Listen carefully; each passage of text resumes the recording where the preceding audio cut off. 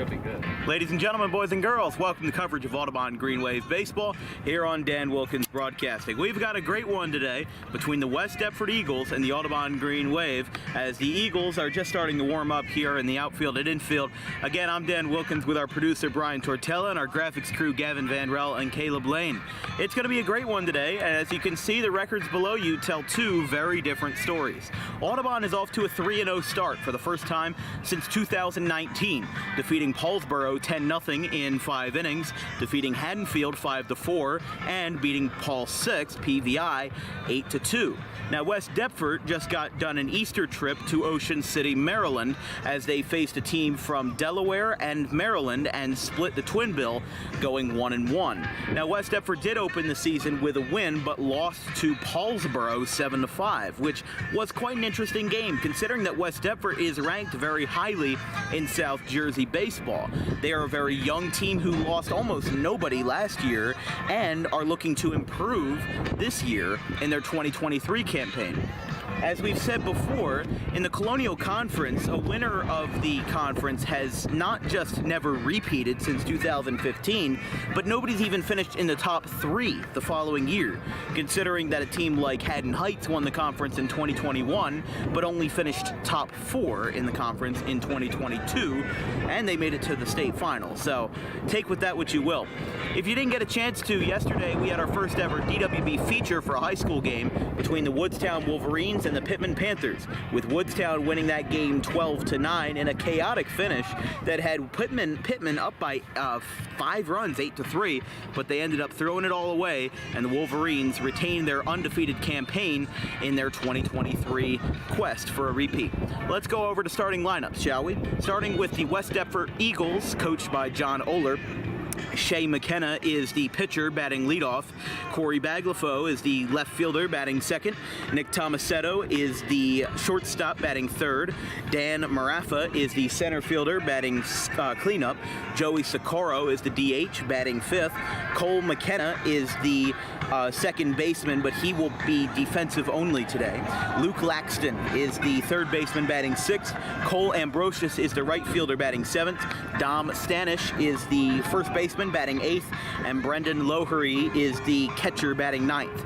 For the Audubon Green Wave versus the I have the wrong lineup out. I just realized I had the PVI lineup out instead of the last one. Here we go. So my apologies. I was about to tell you that Jason Stockman was going to be starting again when that is not the case. So for Audubon Green Wave, as coached by Rich Horan versus West Deptford today, we have Tyler Wiltsey at shortstop, batting leadoff. Charlie Copsetta in center field, batting second. Scott Lynch at first base, batting third. Ryan Zimmer behind the plate and batting cleanup. Charlie Grady in left field, batting fifth. Jack Dempsey at second base, batting sixth. Zach Beebe in right, batting seventh. Joey Slavin as the DH, he bats eighth. And Gabe McCracken is the third baseman, batting ninth. He should be also defensive only. And Nick Caladros is in the final spot, batting in the pitcher's spot, wearing the number 2 today. So Caladros, with his second start, still hasn't allowed a run this year. 5 innings versus Paulsboro, not a single run allowed. We'll go to break after these quick messages, and we're going to have some baseball very shortly here in Audubon.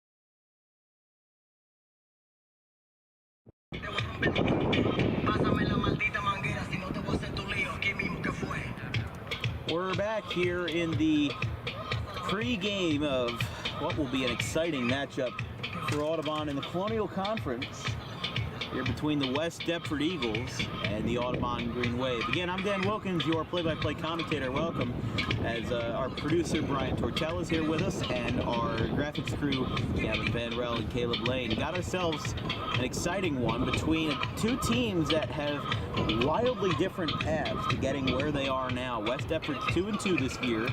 They played Paulsboro and lost to them in their lone loss of the season. But I believe their first win, if I can pull up NJ.com, that was, come on, you got full bars.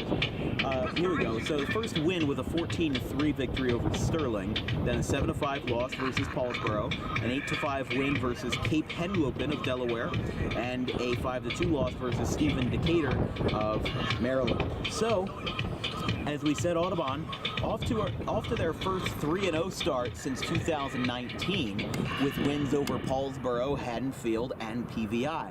They have two games scheduled this week, today versus West Deptford and Thursday versus Haddon Heights. And Saturday and Sunday will be the Ralph Shaw tournament. That tournament's gonna start with Bishop Eustace and Kingsway at 10 a.m. on Saturday, and then the next game will be at 2 o'clock versus the Cinnaminson Pirates and the Audubon Green Wave. The consolation game will be on Sunday, and following that will be the championship game. So the captains, umpires, and coaches meeting at home plate. There's Rich Horan along with John Oler of West Deptford. Their captain, number 23, Nick Tomasetto.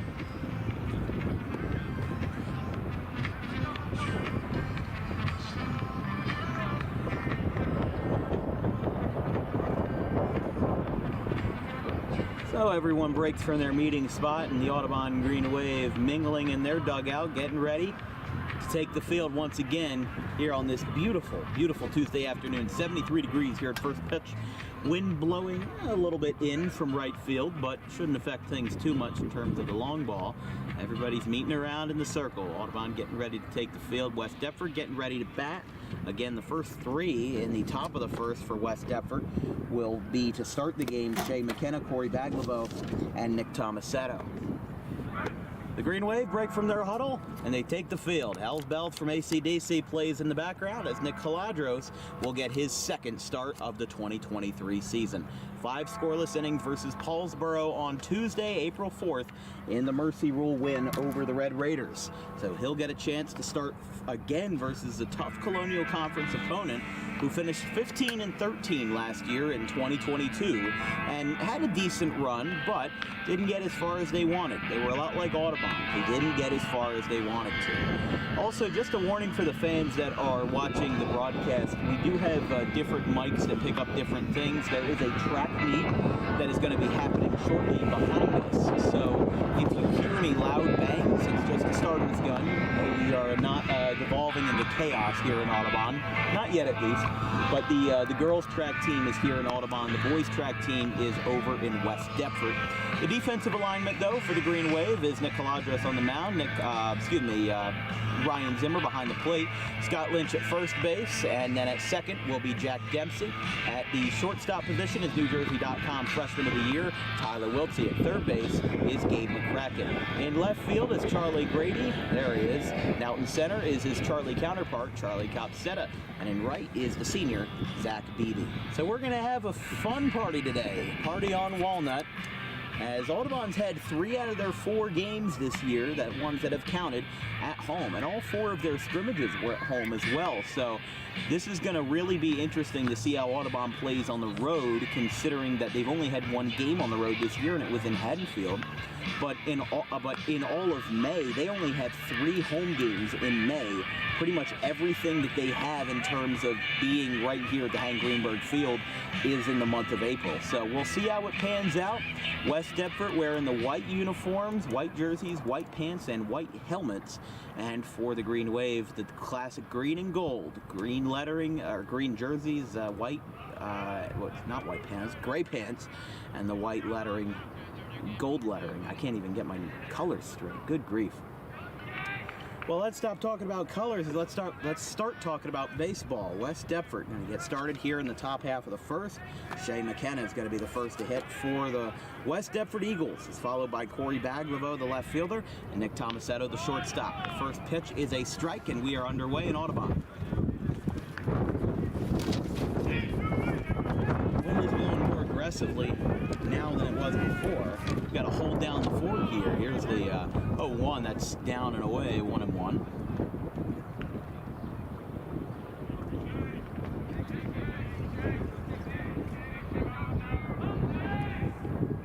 1-1 from Caladros. Here's a hot shot foul down the left field line. It's 1-2.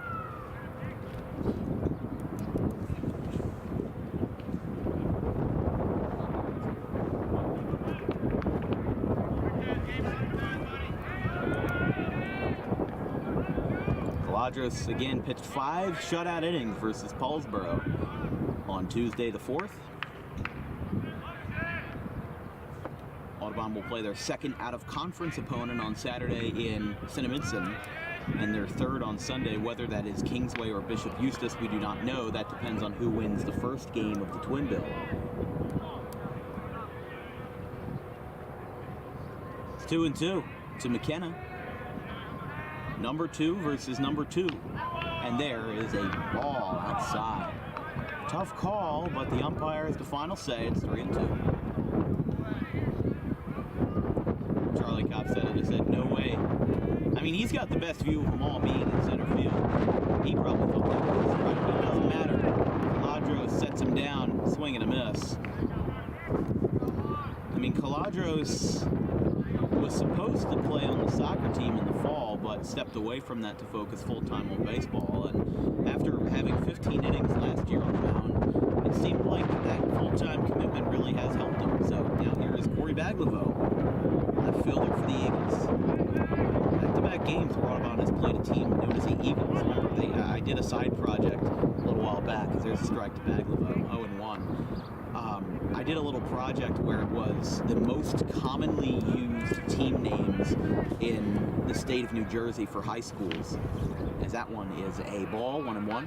But it was the Panthers were the most commonly used team name with 16. The Rams had 14, and I think the Eagles had 13. So they were tied for third. Swing and miss by Baglivo, and it is 1-2. Again, it'll be Baglivo and then Nick Tomasetto, the captain shortstop for West Deptford.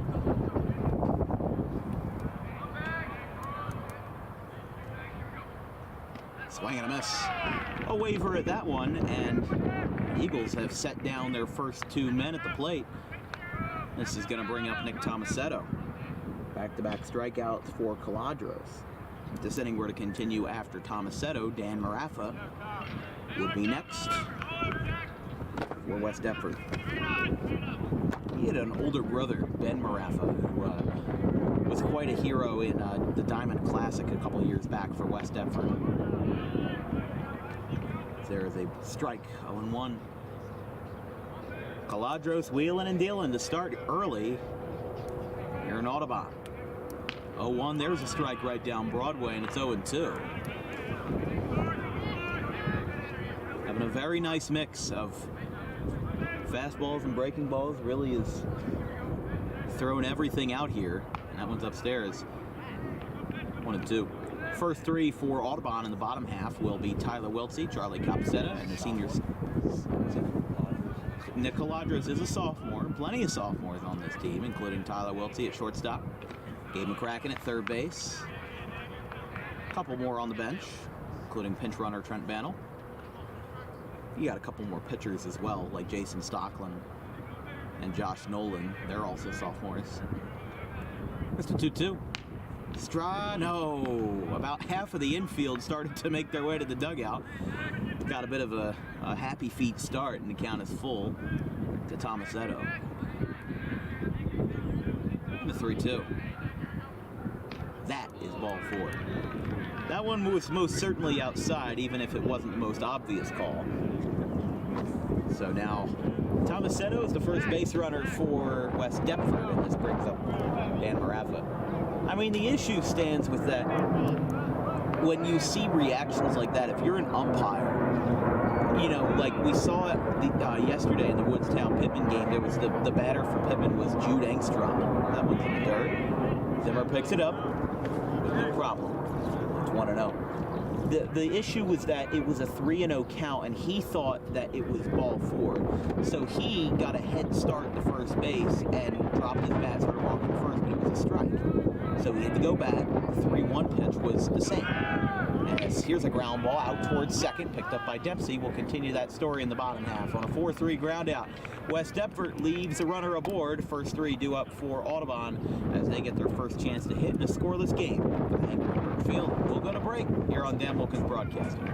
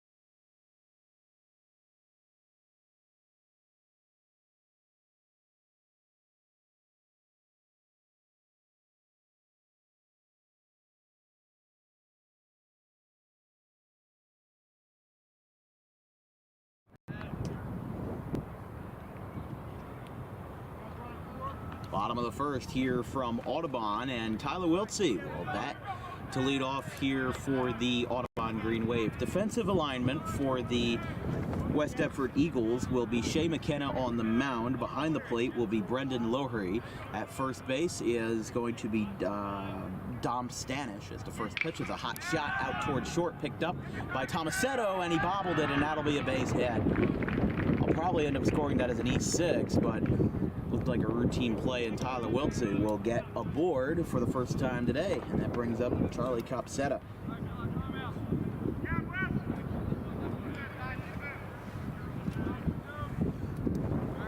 So first base is Dom Stanish. At second base is number 3, excuse me, that is Cole McKenna, excuse me. I keep like blanking when I see the numbers and I don't remember it off the top of my head. But and shortstop is Nick Tomasetto. Third base is Luke Laxton, and in the outfield is Corey Baglivo. In left, in center is Dan Maraffa, and in right is Cole Ambrosius. First pitch to Charlie Copsetta as our guy Tortella tries to hold down the fort, as that one is upstairs, gets past Lowery, and that looks going to be a free base for Tyler Wiltsey. So how about it? Reaches on an E6 on the first pitch, and then gets to second base on the second pitch. So how about it? Quick start for a runner in scoring position for Audubon.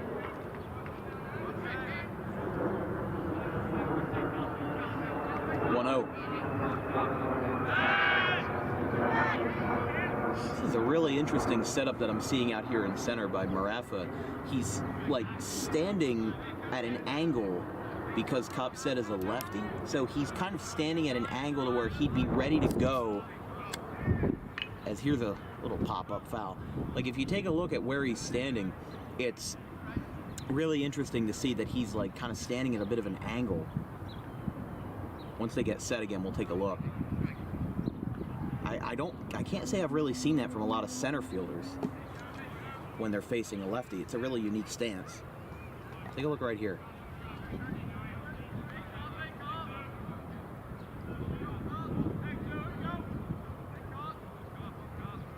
Are they gonna do it? Yeah. Yeah, right there. He's standing at the angle. That one's gonna be away, 2-1.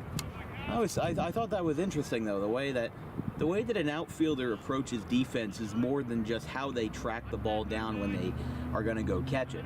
The way that you stand is also important, because if you're just kind of, standing around, just blah, blah, blah, and you're not really alert, you're not really going to have that same situational awareness.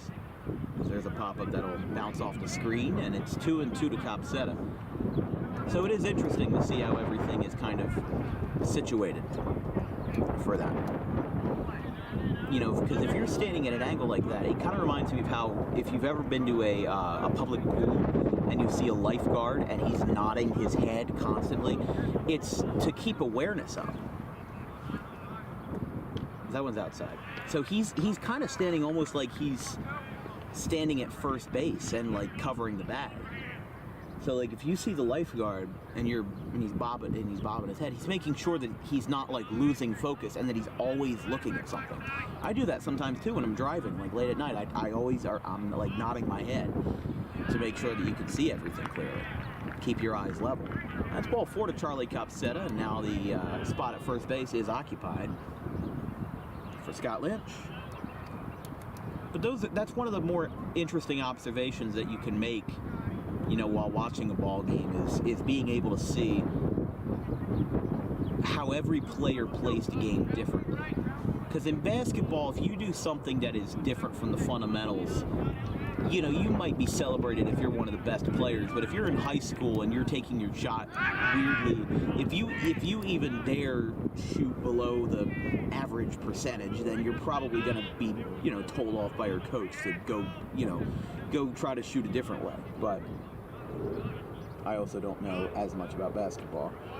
So there's the strike, 0-1 to Scott Lynch. Next up is going to be Ryan Zimmer, catcher for the Green Wave. Third batter up for Audubon, nobody out, runners on first and second, and a hot shot out towards short, picked up by Tomasetto and bobbled. It'll go into left field. Tyler Wiltsey holds up, and Tomasetto is able to rebound before anybody tries to cross the plate, so there is no more room at the end. Bases are loaded now with nobody out for Ryan Zimmer.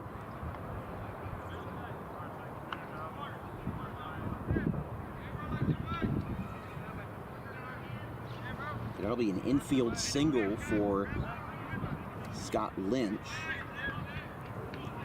This is Zimmer. Ryan Zimmer, the cleanup batter for Audubon. We're in the bottom half of the first inning. First pitch is down and away for a ball, 1-0. If you're at work tomorrow and you need some Dan Wilkins broadcasting in your life, tune in at 10 a.m. on Wednesday for softball between the Audubon Green Wave and Delran Bears. That one's in the dirt. Thursday will be Audubon and Haddon Heights at 3:45 at Joseph Servino Field on West High Street in Haddon Heights. On Friday, nothing planned, but on Saturday and Sunday again is the Ralph Shaw Tournament. Bishop Eustace and Kingsway to start, Twin Bill followed by Cinnaminson and Audubon. 2-0 to Ryan Zimmer with the bases loaded, looking to drive in some RBIs. There's a foul ball out towards Walnut Street. Please don't hit my car. And it hits a tree instead. I believe it hit the screen back there and bounced out towards first base. Looked like it had the trajectory. That is an assumed risk of parking on Walnut Street, but it's a risk I'm willing to take. As long as we get a sponsorship from Pep Boys or something like that. 2-1 to Ryan Zimmer. Next up will be Charlie Grady for the Green Wave. Oh, and that's a plunker, and the run will score. So a painful RBI, and it's 1-0 Audubon. How about it? So Ryan Zimmer gets aboard. That one looked like it hit him in the left shoulder, maybe. But still, all bases are occupied. No vacancy.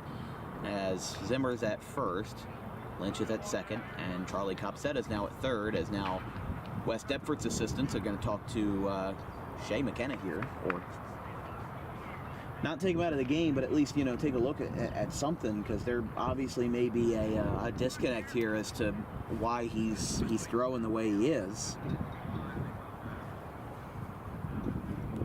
4 straight men have come to the plate for the Green Wave, and all have reached base. An E6 by Tomasetto had Tyler Wiltsey reach, and he came around the score, followed by a walk, an infield single, and a hit by pitch.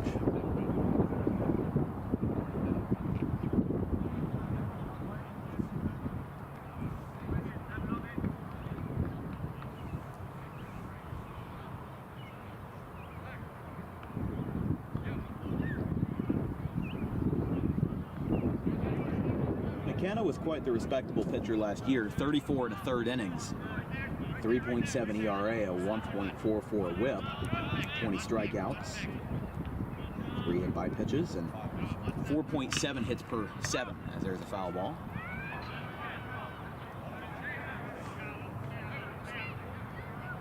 Along with that, had an FIP of 4.34. That stands for Fielding Independent Pitching, which is basically a number that is supposed to be like a more analytical version of ERA, and it solely only solely considers numbers that the pitcher is responsible for, as in extra base hits, home runs allowed, you know, singles allowed that are not, you know, like with earned runs are a very sketchy topic, because if a run is not earned, it could be on an error, could be on a sacrifice fly, so it's really a tough deal. But the count is 1-2 to Charlie Grady. But I just follow the letter of the law, and I don't try to step in the way of how others score their games and go about their business. Charlie Grady, the senior at the dish. McKenna stepping off.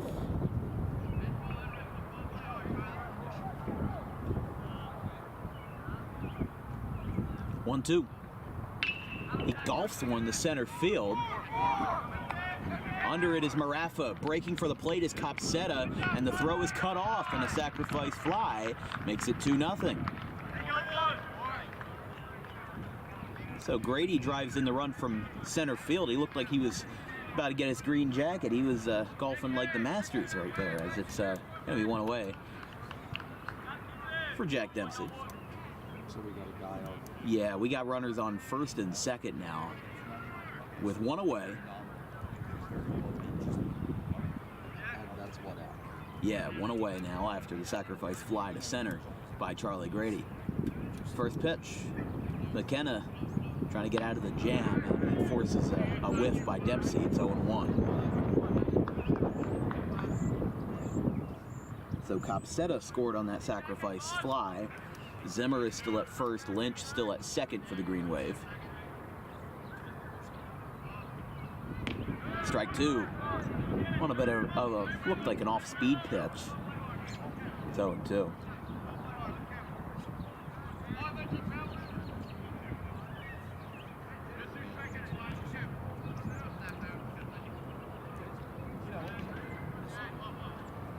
Here's a ground ball out towards short. Tomasetto is there. He'll try to force out at third, and he'll get it there. So the runners will remain on first and second, but the actors playing them will be different. So Zimmer will be at second base, and Dempsey will be at first on the fielder's choice. He'll be scored as a 6-5 fielder's choice.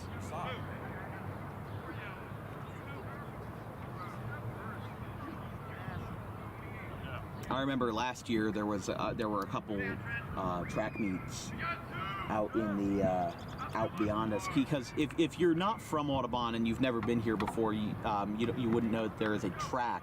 The high school track is actually in center field, not in center field, but it's right beyond the center field wall. The only part of the baseball fence that is permanent is the center field wall, you know, out from where the scoreboard is to back to right center field. This one's going to go right back to first base, and McKenna's going to get out of the inning, playing some good defense there, not letting the baseball get away from him. It's 2-0 Audubon as they score 2 and bring 7 men to the dish. We go to the top of the second, and we'll go to break.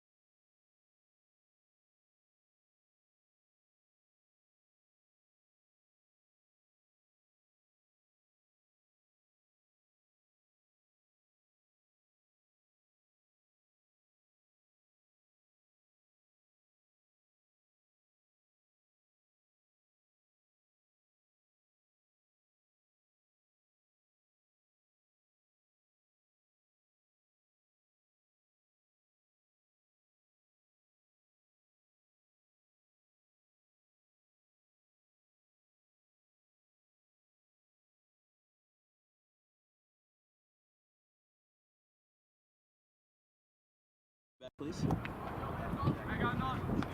Audubon scores 2 in the bottom of the first, and they are now back on the defensive side of the ball as West Deptford sent 4 men to the plate in the first, and the 5th man will be Joey Socorro, the DH, as Nick Caladros looks to deal another scoreless inning. He's had 6 this year, 5 versus Paulsboro, 1 today versus West Deptford. It's inside, 1-0. West Deptford's dugout already starting to sound a little restless after all this time.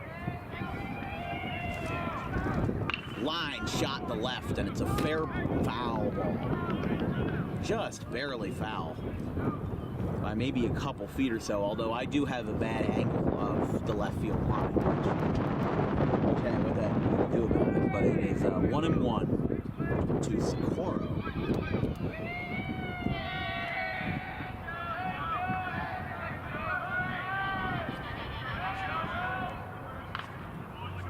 Little tapper foul down towards the third base coach for the Eagles.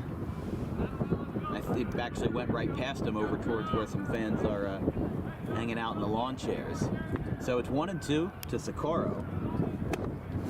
It'll be Socorro, Luke Laxton, and Ambrosius due up for West Deptford. And here's a ground ball out to third. Routine play for McCracken. Throw across the diamond is in time, 1 away. Nick Caladros doing his best hair metal impression. He took off his hat and flipped it back. Doing his best Pantera impression. 1 away. Socorro's retired on a 5-3 ground out. This brings up Luke Laxton, third baseman. Swing and a miss. A breaking ball, 0-1. I think there is some relation between Luke Laxton and the Laxton family from Audubon. The only 2 major leaguers to ever pass through Audubon High School were Brett Laxton and Bill Laxton. Bill made his debut in 1970, and he played for the Phillies for maybe half of the season. Also spent time in Detroit with the Tigers, in Chicago with the White Sox. Count is 1-1 to Laxton as that one skips away and goes to the foam padding behind the backstop. It's 2-1. He actually, back in 1977, he got the first ever pitching win in the history of the Seattle Mariners organization, which was quite an interesting feat, you know. The Mariners had their short-lived organization, the Seattle Pilots, in 1969, which was a team that was so bad and so underfunded that they actually relocated to Milwaukee and became the Brewers. 3-1 to Laxton. Out. Oh, strike 2. See, that kind of predetermined, I'm going to drop the bat and walk to first base, that does not give you a lot of favorability with the umpire. That's going to expand his strike zone a little bit, because he knows that he's not exactly, not going to have the greatest vendetta. Here's the ground ball. Lynch flips it to Caladros, and he is out. Took a little while for the first base umpire to make the call, but that'll be scored as a 3-1. That was an amazing job by Nick Caladros to cover the base. It's not often thought of to just impulsively cover the bag, but Caladros got off the mound in a heartbeat, and he was ready to back up Scott because he did have some trouble reeling in the baseball. So a 3-1 ground out in a 2-0 ball game. The first pitch to Cole Ambrosius is a ball, I believe. 1-0, yes, ball. But yeah, he got the first ever pitching win in the history of the Seattle Mariners in 1977. His son, Brett Laxton, went to LSU, helped them win the national championship in the College World Series in 1993. It's 1-1 to Ambrosius. A swing and a miss, 1-2. But Laxton, Caladros lost his hat. The wind's getting to him. But yeah, they won the College World Series with LSU in 1993, and then he got drafted out. He got drafted out of high school by the San Diego Padres. They're swing and a miss. Caladros grabs the rosin bag, and he'll go to the dugout after striking out another batter, his third of the afternoon. Audubon still leads by 2. We'll go to break, going to the bottom of the second.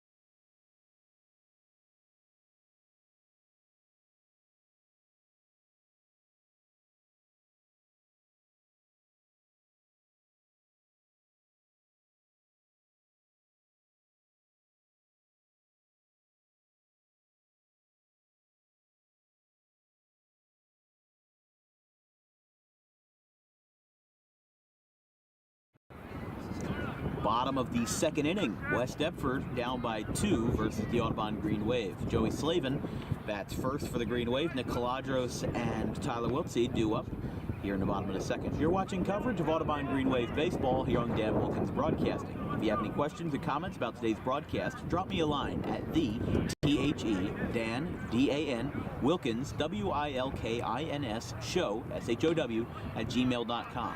As the first pitch is down and in, 1-0. We're also looking for small businesses and brands to sponsor us for the 2023 spring and summer seasons. There's $50 packages, which include a 15-second spoken word advertisement. There's a $100 advertisement, which includes increased ad exposure, plus a portion of the game named after your business, as in player of the game, pitching change, although those two are taken, like home run replay, double play, something like that. But we can always work something out. We're always flexible with that. Count is 2-1 to Joey Slavin. And then the $150 package includes all of that, plus a 30-second commercial filmed on location by our crew, as here's a fly ball rocketed to center field. Back goes Marafa to the middle part of the outfield there, and he makes the catch. One away. Brings up Nick Caladros. So Slavin is retired. He'll head back to the dugout here as Nick Caladros will get his first at-bat of the afternoon.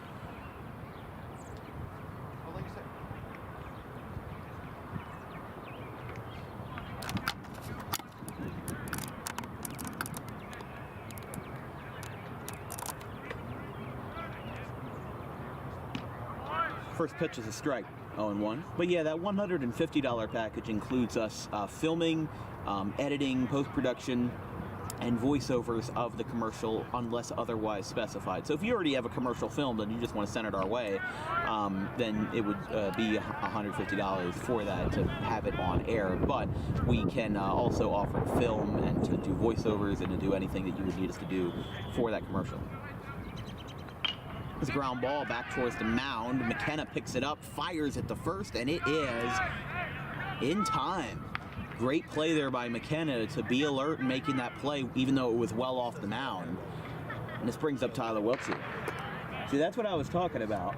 The last time that there was a track meet out here in the outfield, I didn't know it was going on, so I heard the starter's gun, and I think I almost fell out of my chair. So, of course, now that I know all of that's going on, it's a lot different of a scenario, but they still do happen every once in a while, and it's even more ironic that the same two schools are competing this afternoon. West Deptford and Audubon in the baseball game, and also in the girls' track meet, and in the boys' track meet too, except the only difference is Audubon is in West Deptford. It's 2-0 to Tyler Wiltsey. 2 down here in the bottom of the second.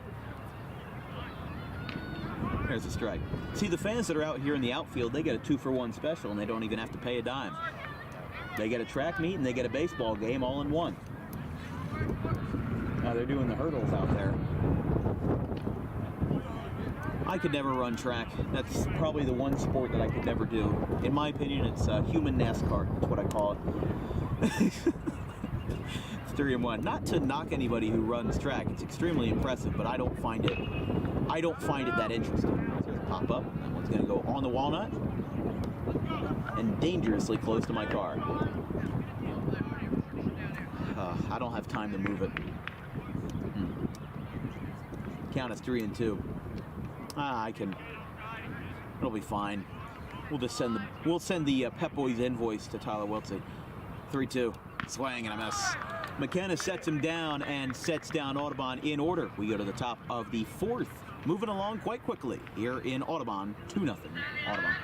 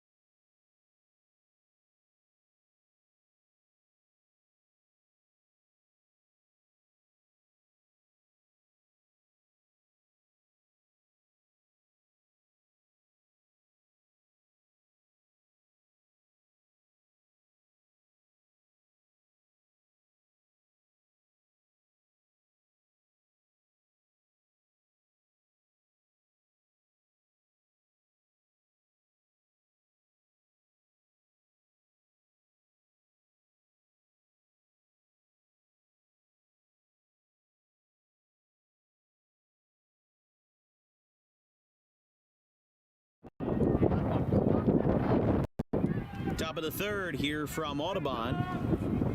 Leading off will be Dom Stanish for West Deptford.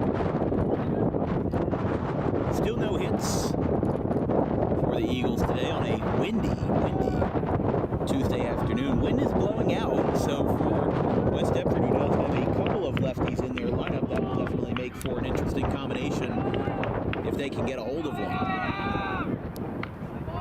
Oh, sorry. Took a grip on the camera and then it went for a ride of its own. It's 1-1 to Stanish.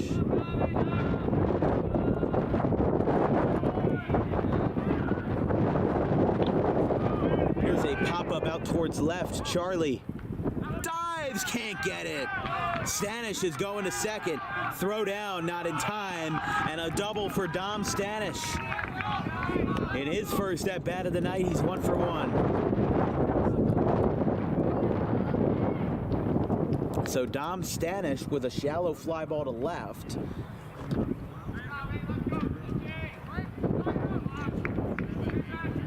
And he is on second base, so because that was a really tough play for Charlie Grady, that won't be scored as an error, and it'll be a double.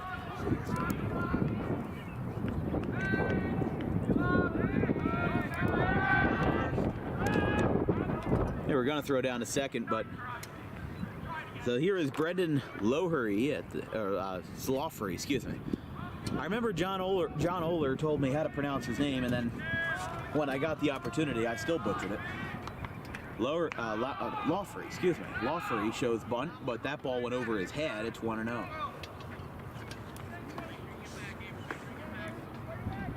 Lawfrey, number 9 hitter and the catcher for West Deptford. Next up would be the pitcher, Shea McKenna, followed by Corey Baglivo. 1-0. Here's a ground ball back up the middle. Wiltie is there. Throw to first is in time. 1 away. And moving over to third is Stanish, so West Deptford's in a prime position to score. This brings up Shea McKenna. So yeah, runner moves to third. He's the only guy they got.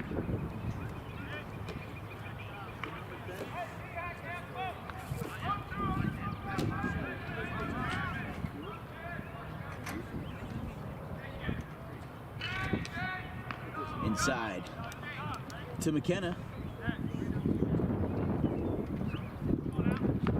So a 6-3 ground out. And McKenna's ahead in the count 1-0. His brother Cole playing second base, but defensive only. As there's a strike, 1-1. I think that game versus Haddon Heights will be really interesting on Thursday, because the last time we were there, we only got a single inning in before, I would call it a rainstorm, but it was more like Noah's Ark flood that came through Haddon Heights. The rain was so bad. It was, for like weather folks and like meteorologists, it was an incredible summer storm, but for us, we got caught in the middle of it, and we couldn't figure out what was going on with our equipment. So that game where Audubon beat Haddon Heights to win the conference, that was all audio only, and it was the worst time.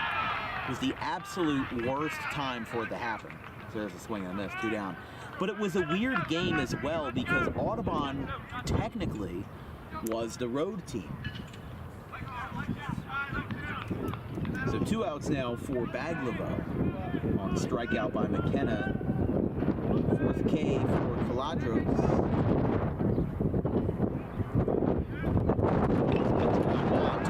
Diving is McCracken, foul ball. So valiant effort, but it is a foul ball, and the count is 0-1. But yeah, that game was so weird, with Audubon being the visiting team in their home ballpark. It has happened a couple times. It happened a lot in 2020 with rain delays and rainouts, where they would just play like the Phillies and Yankees. They did this once where the Phillies would play as the home team, but they were in Yankee Stadium. Because the venue didn't really matter because there were no fans. So it didn't matter. But the count is 0-2 to Baglivo. If this inning were to continue, Tomasetta would be next. It actually happened once in 2011 as well, between the Seattle Mariners and the Florida Marlins. It was a really weird event, but the 0-2 to Baglivo is outside, 1-2. So what happened was that in 2011 there was a 3-game series that was supposed to be played in Miami at the current Miami Dolphins Stadium. But there was a conflict with the U2 concert. Yes, that is the Bono band, U2. Here's a ground ball out to short. Picked up, throw to first, and it is in time. We'll continue that story in the bottom half. 2-0 going to the bottom of the third here from Audubon. We'll go to break.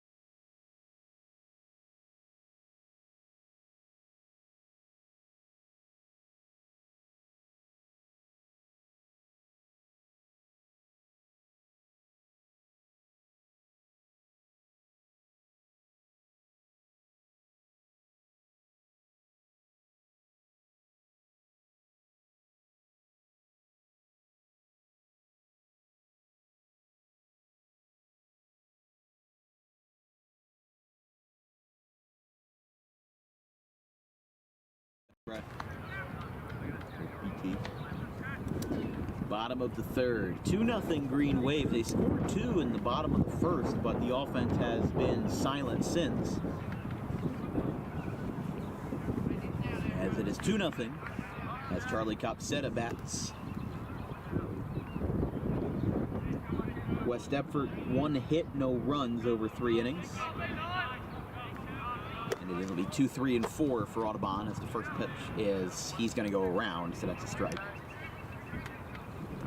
Yeah, so that story with Seattle and Miami, the Florida Marlins were supposed to play, before 2012, they played their home games at Sun Life Stadium, also known as Hard Rock Stadium, also known as Dolphin Stadium. It had like 10 different names, but the count is 0-2. Here's the 0-2 pitch. Upstairs. So they played their games at the old Dolphin Stadium, and basically, or at the current Dolphin Stadium, I should say, but they did a whole lot of renovations to it. See, that was loud. That was a loud starter's gun. And I don't think last year, the microphones picked up the starter's gun. This year, they definitely do. So let me just finish up the story before it gets too long. So there was a conflict with the U2 band, as in Bono, and they were supposed to have a series of concerts in Miami when the Marlins were playing at home. So there was a scheduling conflict, and because I guess U2 had more money, they decided that the Marlins were going to play the 3-game series in Seattle as the home team. So Seattle was wearing their road jerseys, Miami was wearing their home jerseys, but they still played as the visiting team in their home ballpark. The 3-2 pitch to Charlie Copsetta. Swing and a miss. Second strikeout, and second in a row for McKenna. He's getting back into the swing of things. I mean, but that was back in 2011, though, so I think things were a little bit looser now because the schedule by Major League Baseball actually used to be made by a mom and pop couple. They, a husband and wife, they had been making the schedule for 30 years together, and then Major League Baseball, they didn't fire them per se, but they were replaced by computers who made the schedule for them. And of course that is a whole lot different now, considering in 2023 that every Major League Baseball team plays each other, which is why the Phillies opened their season versus the Texas Rangers in the American League, and then also played the New York Yankees before their home opener. The 0-2 to Scott Lynch is a hit by pitch.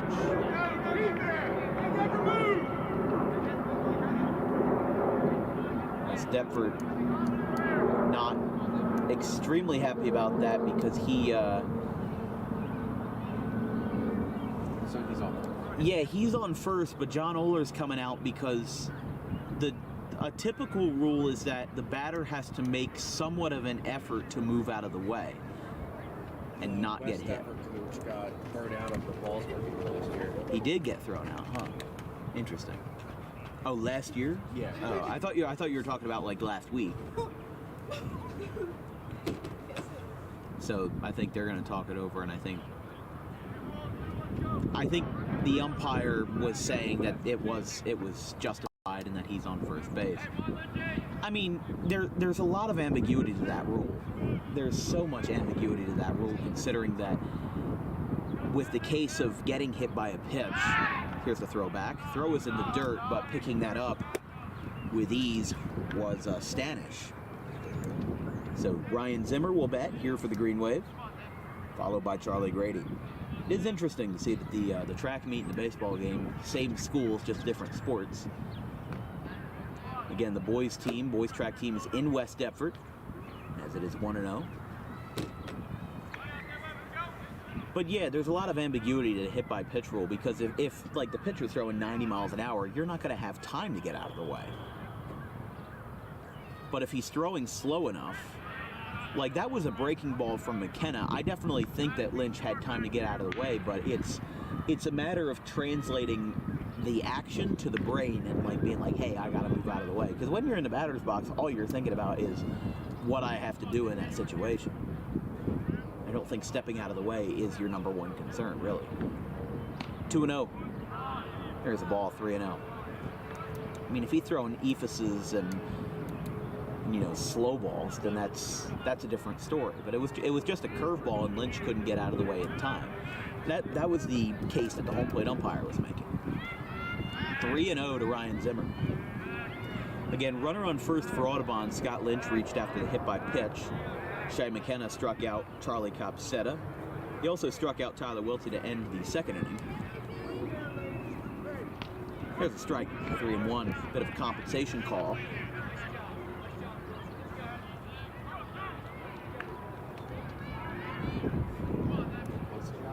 Three and 1 to Ryan Zimmer. And the pitch. Swing and a foul. And the count runs full. I know West Deptford has their own TV program as well. They live stream the wrestling match in Audubon. They live stream their basketball games. They live stream their baseball games too. They have a great crew of broadcasters who cover that. They have a great crew over there. Sterling does a good job, all of the local schools. The only difference is that even though I'm a student at Audubon, I don't get paid by Audubon. There's a ball. So Zimmer walks, and he'll get a free pass down the first base. So we got a guy first and second. First and second for Audubon. This brings up Charlie Grady.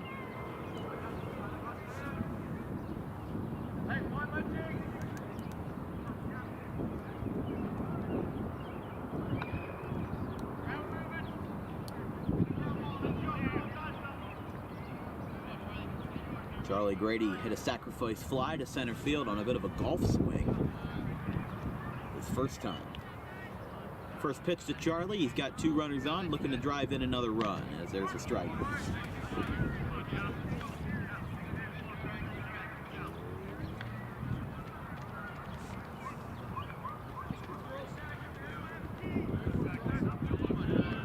can never deal with those hurdles. in the track competition. 0-2 to Charlie Grady. Could never deal with the hurdles. I'd probably trip over them. Yeah, exactly. Yeah. 0-2. Another golf swing, but that hit Charlie. I think it hit him in the foot, and he's hopping around like he's got ants in his pants. 0-2.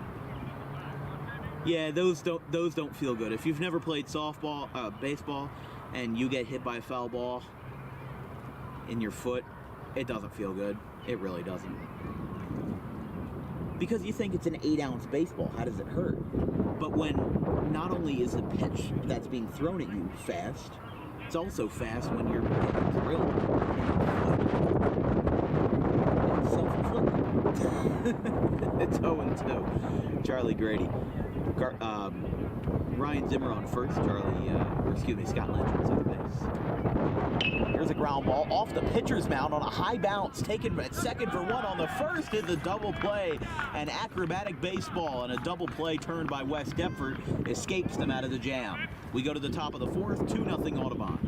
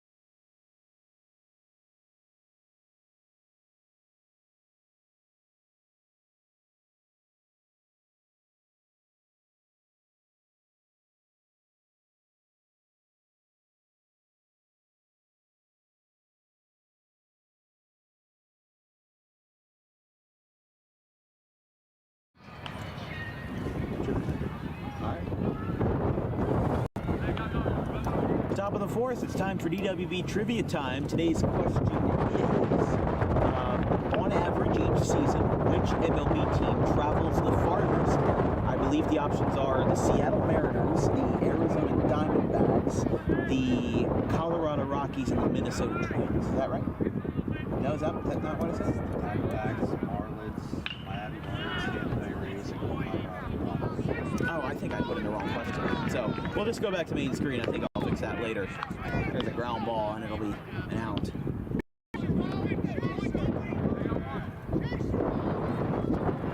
I'll have to take a look at that. That must have been yesterday's question, yeah. All right, living the dream. Living the dream? Yeah. Here is... Here's Dan Marappa. First pitch is a swing and a miss.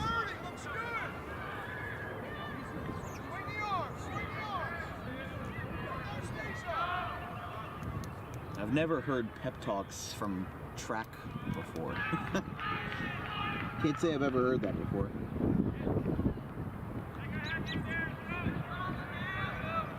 So you're in the top of the fourth. This broadcast is brought to you in part by DJK Roofing, South Jersey's #1 roofing supplier with over 200 5-star reviews on the web.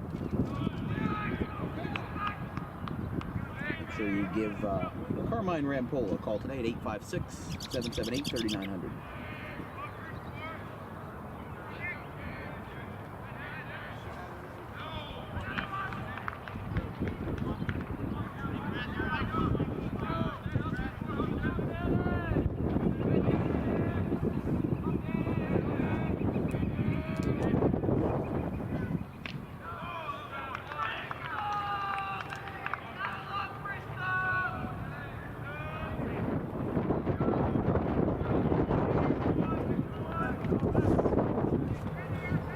So base runner aboard for West Deptford.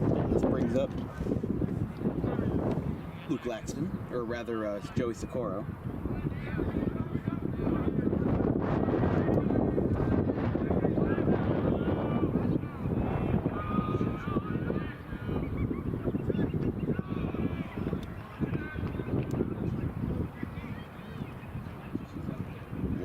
To Socorro. Runner on first for West Deptford, one away, and Audubon leads 2-0.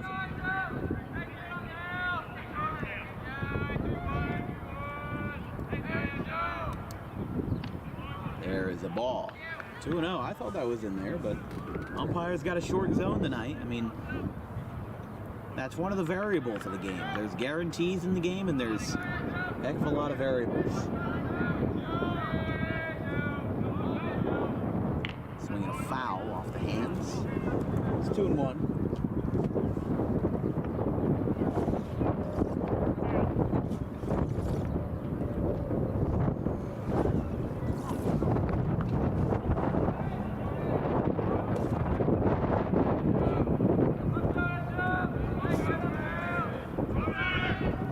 That one's in the dirt. Zimmer with a beautiful throw, and it is in time.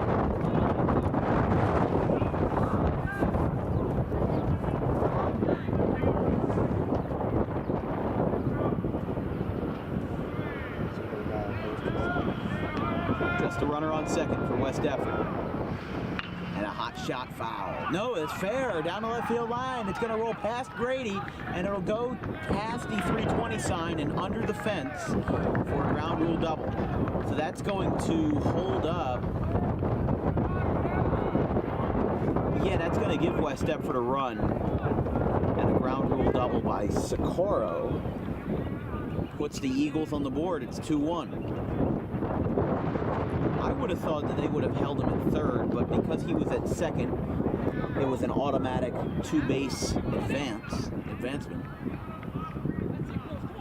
So therefore, scoring is Marappa. And now we're running. Isn't the whole point of the track to run? I love the pep talk. Here is Luke Laxton.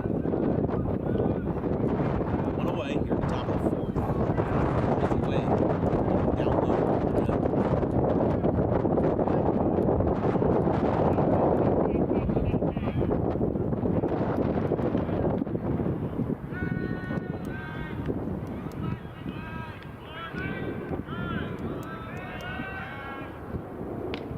There's a strike. 1-1.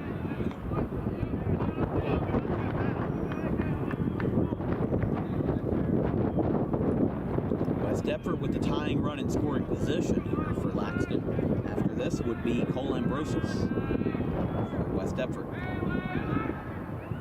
Swing and a miss. It's 1-2.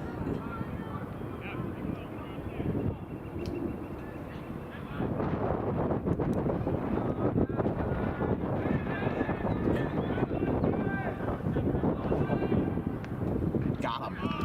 Nice pitch by Nick Caladros. Makes Laxton waver out in front, and that is his 5th strikeout of the afternoon for the 2nd out. Here's Ambrosius. If this inning were to continue, Dom Stanish will be next for West Deptford.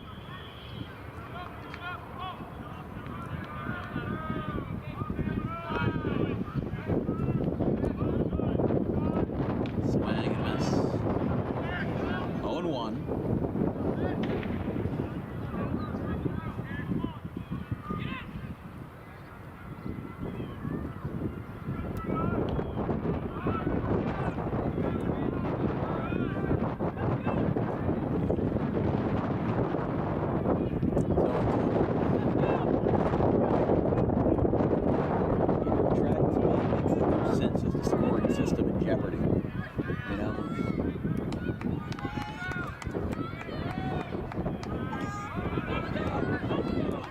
That's a swing and a miss, but I don't think he made contact with it. The throw to first is going to be in time by a couple steps, and he is retired. It looked like almost a foul ball, but it was a wild pitch that bounced halfway up the screen. So we go to the bottom of the 4th, 2-1 Audubon. Go to break.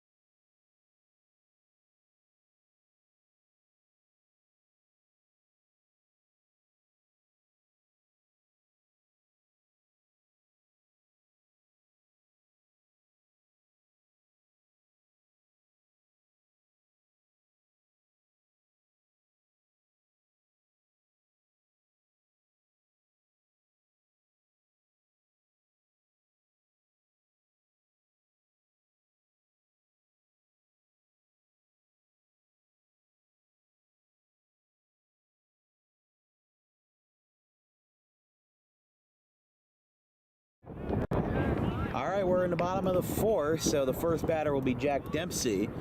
First pitch is away. Trivia time here on Dan Wilkins Broadcasting. Today's question was, on average, which MLB team travels the farthest every season? Is it the Seattle Mariners, the Arizona Diamondbacks, the Colorado Rockies, or the Minnesota Twins? And we'll reveal the answer by taking off that top layer. As there's a foul ball. The answer was the Seattle Mariners. So we'll go back to the main screen here as, yeah, that is an interesting thing about Seattle, is that they do travel farther than anybody else because they're in such an isolated pocket of the country. There's no team in Portland like there is in the NBA with the Trailblazers and the most depressed Damian Lillard I've ever seen, but 1-1. For the non-basketball fans, Damian Lillard is a player who has loyalty that I don't understand to Portland, a team that probably will never make it past the 2nd round of the playoffs, but he stays there anyway and looks extremely just unhappy. It's inside to Jack Dempsey's 2-2. But there are some players who just have unwavering loyalty to the team that gave them their first opportunity. Look at Chase Utley. You know, he only left because he got traded. He didn't do it on his own volition. Phillies were blowing it up in 2015. Same with Jimmy Rollins. Ryan Howard. Cole Hamels, probably another. 3-2. It's Jack Dempsey.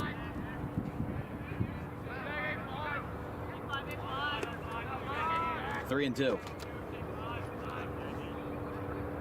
That one is ball 4.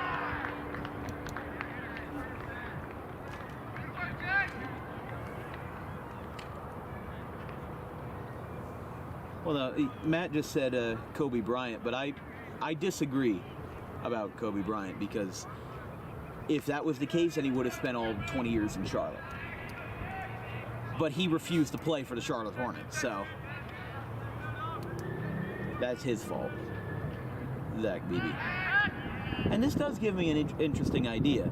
If Kobe Bryant plays for the Charlotte Hornets during his entire career from 1996 to 2016, then when did Michael Jordan take ownership of the Hornets? Like in the 2000s? Right around there? Because if that's the case, here's a ground ball, bunt out towards the first base side, flipping it to first is in time. Moving to second is Zach Beebe. What year? 2006. Okay, yeah, that was a couple of years after his final days in the Wizards land. But yeah, Joey Slavin's gonna bat here. 1 out, runner on second. That's Jack Dempsey, not Zach Dempsey. That doesn't exist. It sounded like he's gonna throw back. Nothing doing there.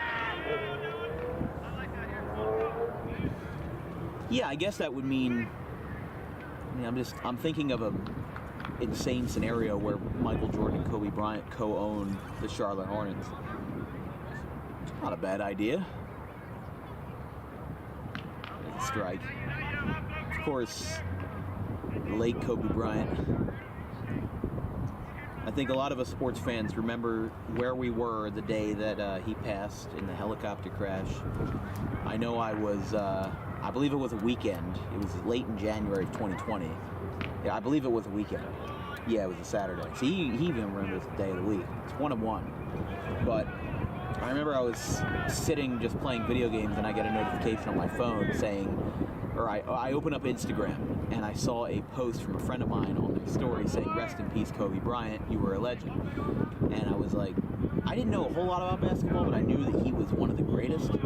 So I was like, well, it was TMZ. So I'm thinking, well, TMZ falsifies a lot of crap all the time. So I looked it up and there were legit news sources that were saying that Kobe Bryant passed away, or there were at least reports of it.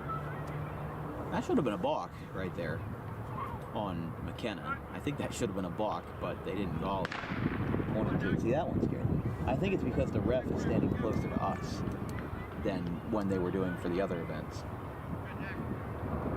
Here's a ground ball out towards short. Dempsey had to get out of the way, throw to first, not in time. Dempsey had to kind of have agility of a cat to get out of the way of the baseball. And now that puts runners on the corners with Joey Slavin getting an infield single. He's had hits in all 3 of his varsity games this year.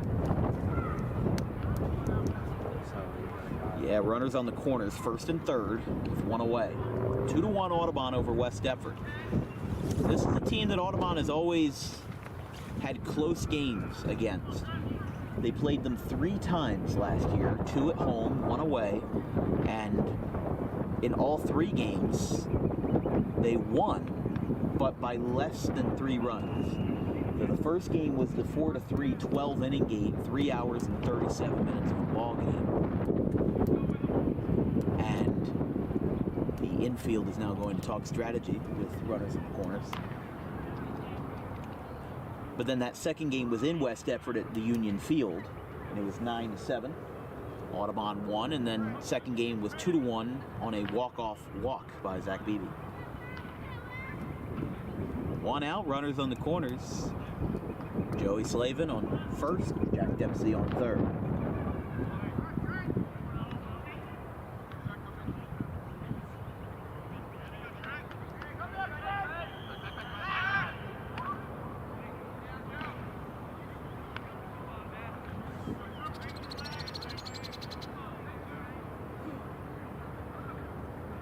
So here is Nick Caladros.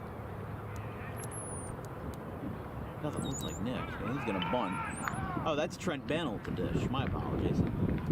So Trent Bannell is pinch hitting for Nick Caladros, but I do not see anyone up in the Audubon bullpen. I just see Wes Deptford with an arm. So this will be interesting. Trent Bannell with just a couple of at-bats this year. He had 3 at-bats last year, mostly in Myrtle Beach. This year he's also had a couple to his name. 0-1. Stepping off again. That's got to be a balk violation or something. He keeps stepping off, but not making a full motion. He's kind of doing like this rapid step thing. I mean, that's just that I can't wrap it around my head of that not being some sort of a violation. I'm not sure. Even I, the man who has watched baseball like it's a religion for the past 7 years, even I don't know all of the ball rules. Here's a ground ball. And now they're going to catch Dempsey in a rundown. Slavin moves up to third, and now he's got nowhere to go. He's got nowhere to go, and he's going to get tagged out. So beautiful defense there by Wes Deptford to prevent Audubon from scoring. But Slavin kind of dug his own trap because Jack Dempsey did not have an escape to third.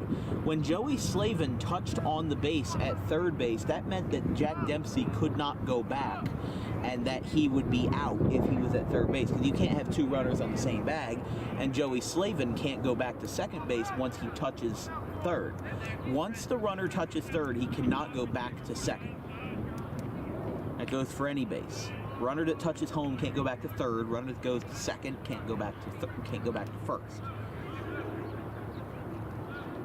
So that was the dilemma that was going on there. And now Trent Bannell's going to stand on second base. There's going to be runners on second and third, and they are going to intentionally walk Tyler Wiltsey to load the bases for Charlie Copsetta. Yeah, the rule in high school is just like the rule in Major League Baseball. It's a relatively new rule, but you don't have to signal if you want to intentionally walk the batter. You don't have to throw 4 pitches away. Here's a line drive into center field. Charlie Copsetta with a base hit. 1 run scores. Here comes Bannell around third. He is safe, and they're going to tag out Tyler Wiltsey. I don't know what happened there, but I saw Wiltsey was off the bag and he was running to third, and I think Wes Deptford's defense may have deked him. But 2 runs score. They both will count because they crossed home plate before the third out was recorded. So we go to the top of the 5th, 2-1 Audubon, or 4-1 Audubon, excuse me.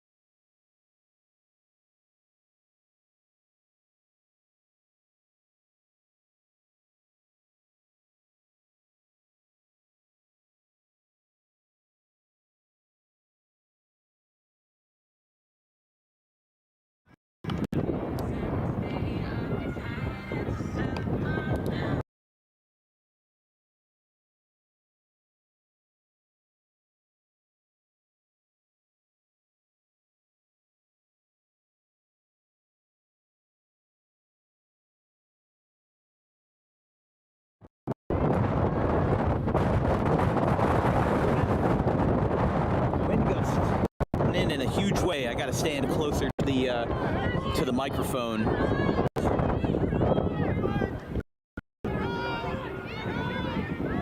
As the scoreboard says it all, 4-1 here in the top of the 5th.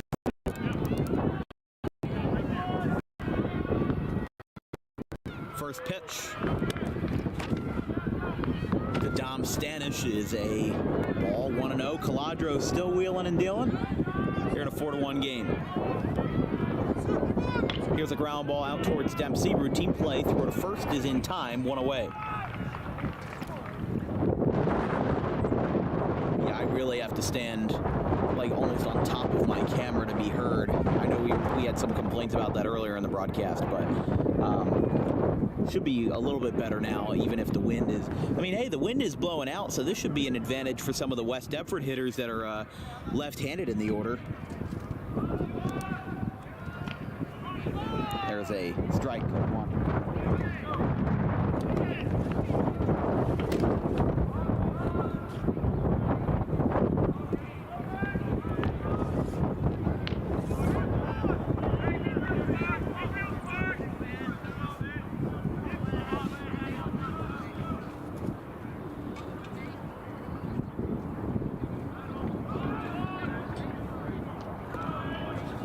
That's a ball, 1-2.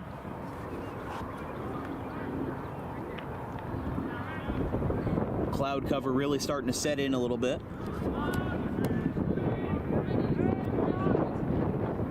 It's outside, 2-2.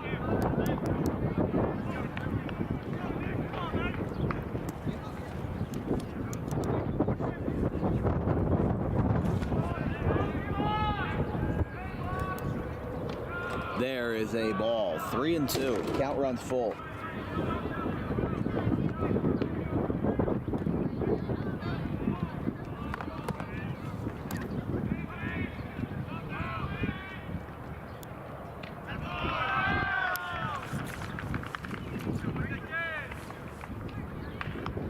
Two down after the strikeout.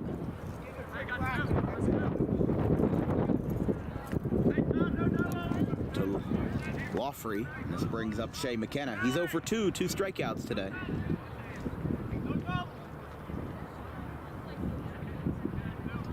West Deptford trails by 3 here in the top of the 5th.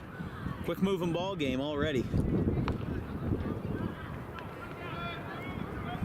Good amount of fan congregation here between the track meet and the baseball game, and also the field events to our left, as it's 1-0, 1-1 rather, with the shot put and the javelin and the discus. I don't know much about discus, but I think it's a heavier frisbee, if you will.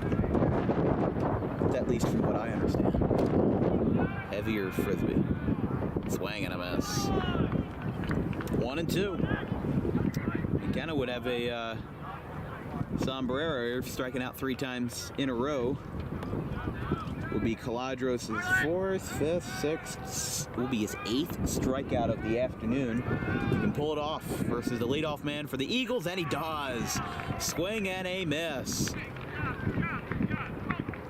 Nick Caladros has struck out 8 over 5 innings. He continues to wheel and deal. We go to the bottom of the 5th, 4-1, Audubon, Green Wave.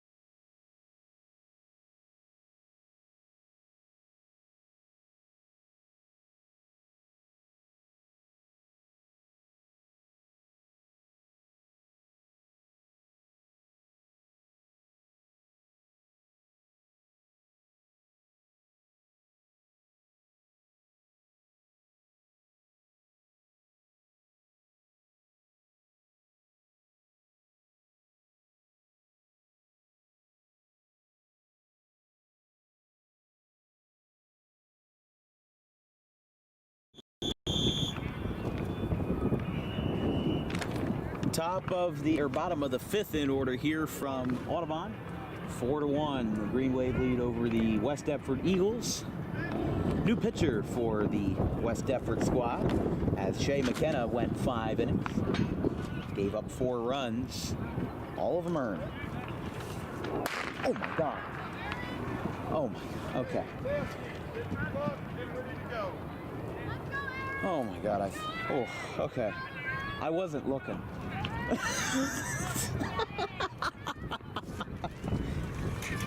You probably knew it was coming and you didn't tell me. Oh my God. Oh, any closer and I would need new underwear. Oh my God. First pitch to Scott Lynch is a ball, 1-0. Yeah, and they gotta start the event right next to our cameras. Holy crap. 1-0 to Scott Lynch is outside, 2-0.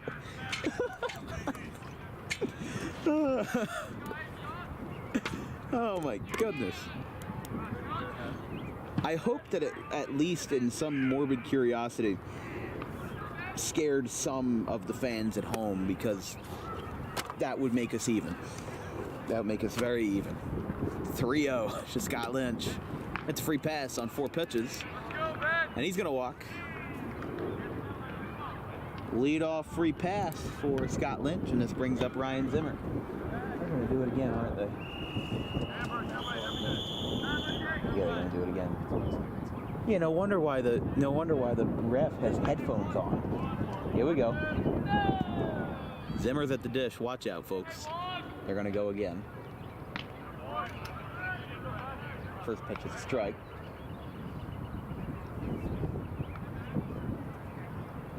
I'm waiting.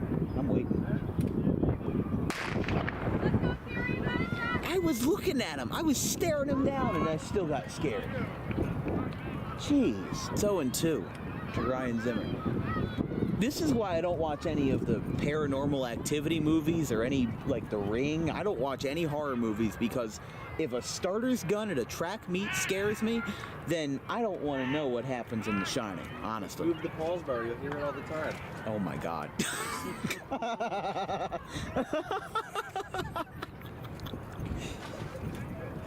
It's 0-2. Here's a line drive, caught it first, and it's going to be a double play. A 3 unassisted double play, a great play at first by Dom Stanek. I almost said Dom Stan. He's a former MLB player. Here is Charlie Grady.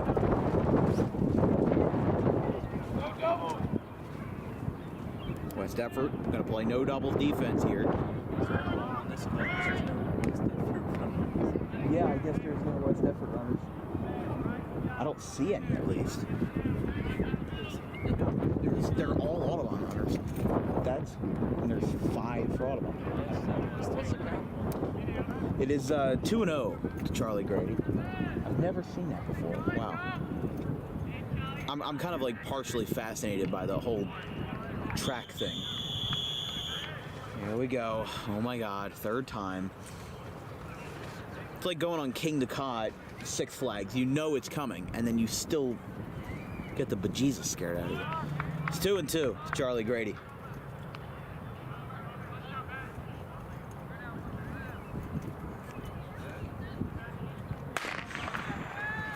Two and two. Come on, it's not fair. It's a ground ball. Slow tapper.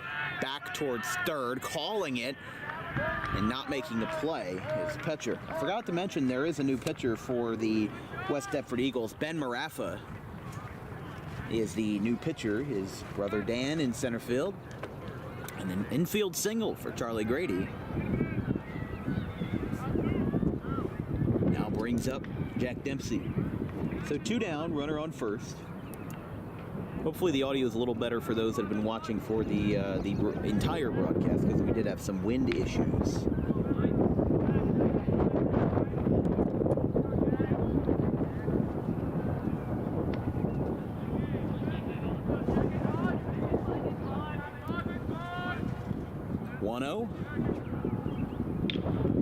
Little looper into right field. There's a base hit. Picking it up is Zambrosius, and he boots the ball So he couldn't get there, but doesn't really affect much other than the fact that it's a base hit. So this brings up Zach Beebe now with 2 away and 2 on. Runners on first and second, 2 outs. So Charlie's at second base. Dempsey's at first after the single. So Ben Marafa, the pitcher for West Deptford. A little bit of a jam, but Beebe is 0 for 2 on a ground out to second and a ground out to the pitcher so far today. Inside, 1-0.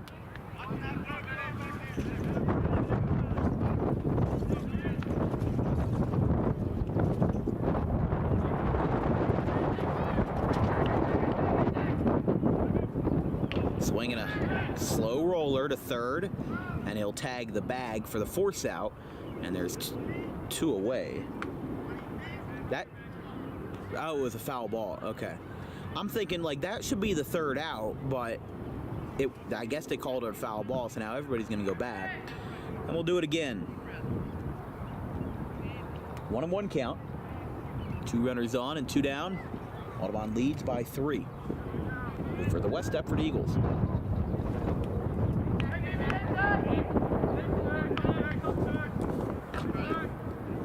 Down in the dirt. 3-1. 2-1, excuse me.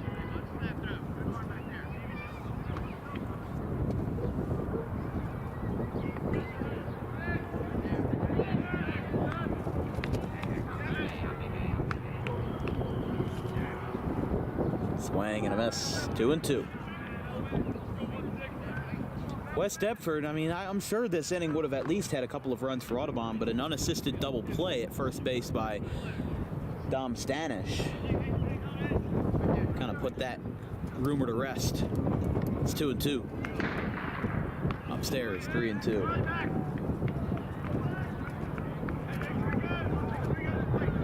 I'm sure you'd be great at track now. I'm sure you would be. What's that, bro? 3-2. 2 on, 2 outs. See, you're hearing all the starters' guns for the track meet, and now you got police on, so.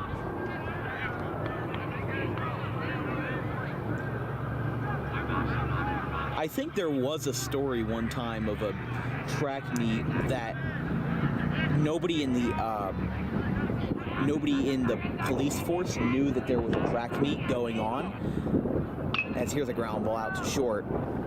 Booted, and he is out at first. Tough play, but Tomasetto's got it, and the inning is over.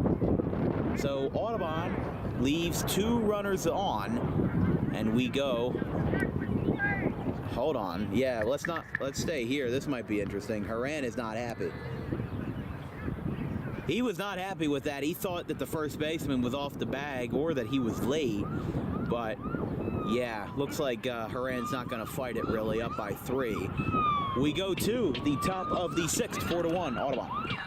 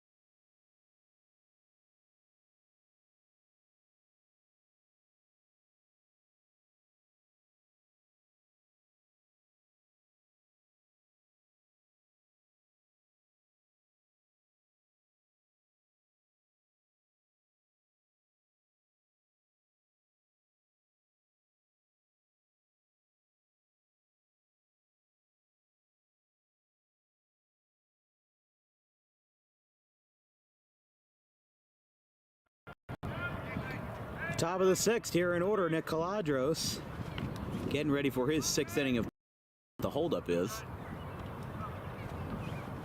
It was a, I don't know, first base coach for West Deptford was talking with the base umpire. One's in the dirt, 1-0. Caladro is going into this inning with 75 pitches. The limit for New Jersey high schoolers before they have to be taken out is 110. 1-0 though to leadoff man for West Deptford,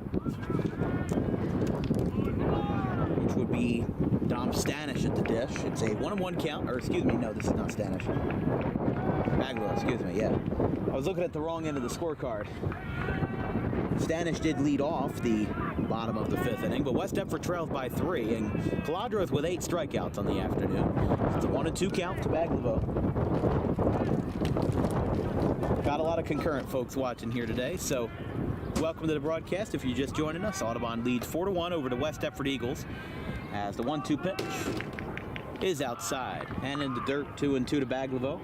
You're watching coverage of Audubon Green Wave Baseball here on Dan Wilkins Broadcasting. If you have any questions or comments about today's broadcast, drop me a line at thedanwilkinsshow@gmail.com. Ground ball, third base side. What a stop by McCracken. Throw to first is in time. Can you believe it? A gold glove play by Gabe McCracken on a diving stop, and there's one away.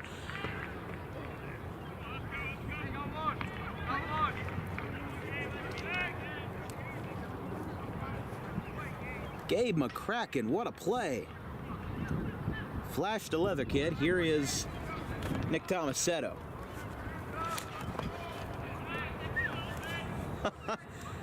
For a guy that's not even hitting in the order and just playing defense, doing a heck of a job.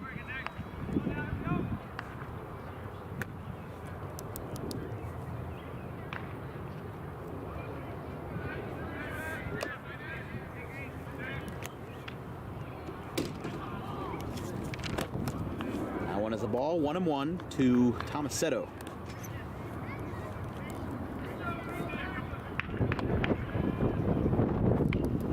Foul back to the screen, and it's 1-2.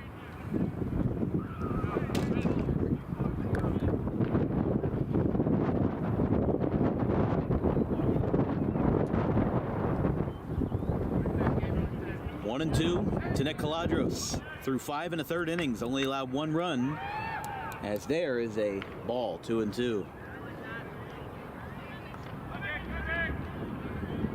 Pretty empty dugout in Audubon as their Jaybirds, their JV players, are playing in the Mount Ephraim complex. Here's a bullet out to left center field, and that one's gonna fall. It'll roll to the wall. Grady picks it up, throw down to second base, and without a contest, it's a double for Nick Tomasetto. Second extra base hit allowed by the third extra base hit allowed by the Green Wave this afternoon, but if there's any silver lining, that is just the 3rd hit of the day for West Deptford. All 3 of their hits have been on doubles, and that's all. So they only got that guy on second. Yeah, so runner on second now, 1 away, as this brings up Dan Marafa. A double in the 3rd from Dom Stanish, a double in the 4th, ground rule double by Joey Socorro, and now a double in the 6th, down into the left center field gap by Nick Tomasetto.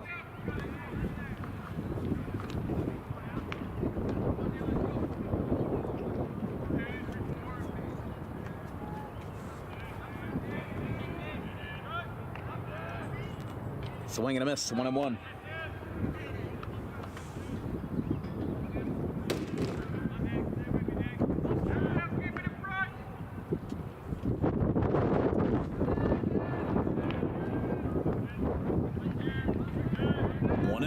To Marafa with a runner on second for the Eagles, as there's a strike. 1-2.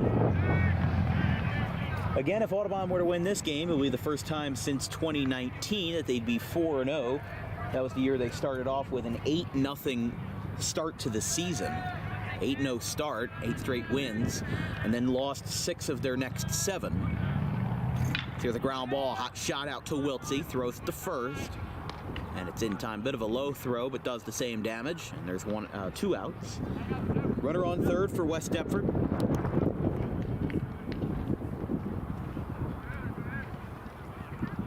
Wiltsey having a lot of ground balls come his way today, along with Dempsey. West Deptford's really been hitting the ball back through the middle, and Ryan Knoll is coming out here. And Nick Caladros will make his way back to the dugout. We'll have a Parole's Printing pitching change here in the top half of the 6th inning. It's 5 2/3 for Nick Caladros. An amazing job today in his 2nd start of the 2023 season. 8 strikeouts through 5 1/3. New pitcher Bryce Dempsey, the junior for the Green Wave and the twin of Jack Dempsey. We'll be right back after this. Pitching change for Audubon.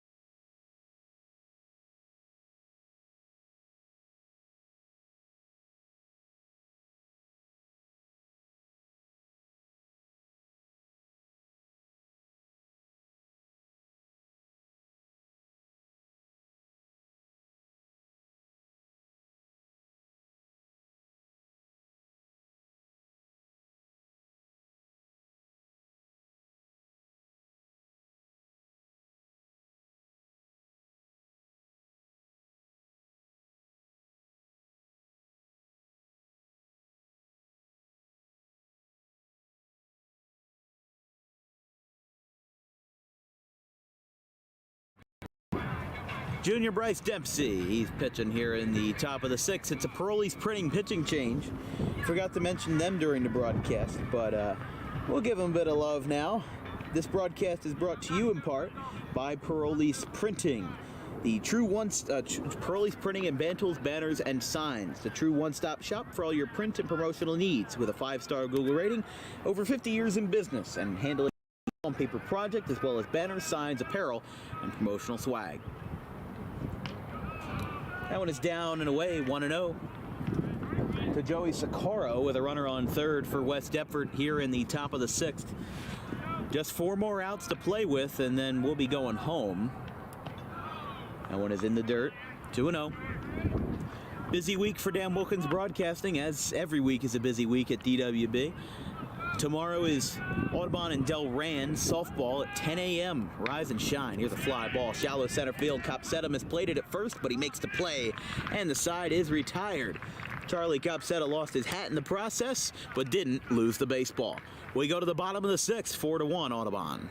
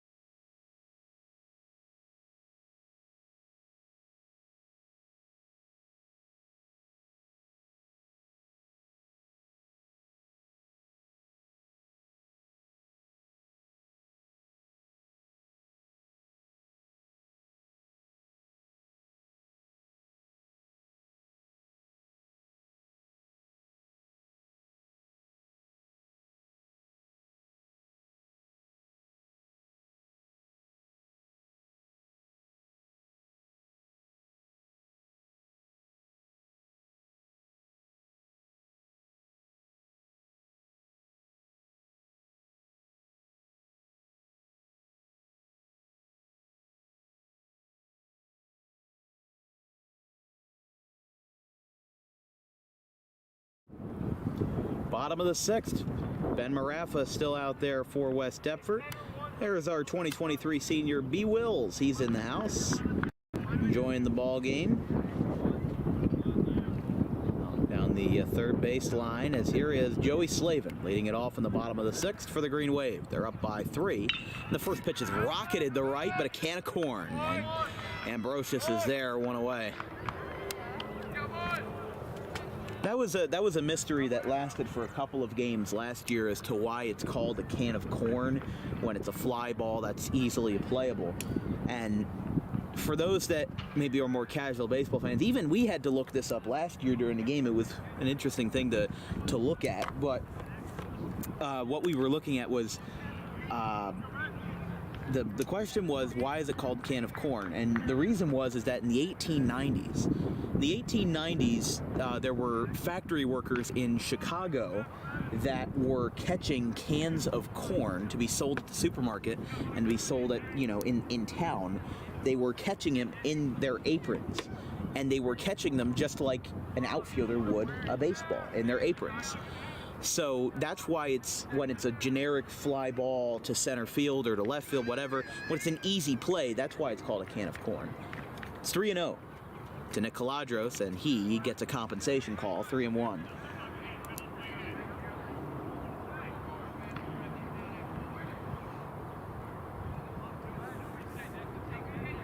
It'll be Caladros and then Tyler Wiltsey at the dish as Caladros walks.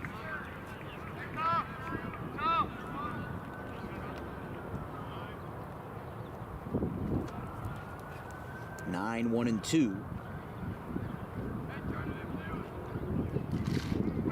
No action in either bullpen so far, and each team has only had 2 pitchers on the hill.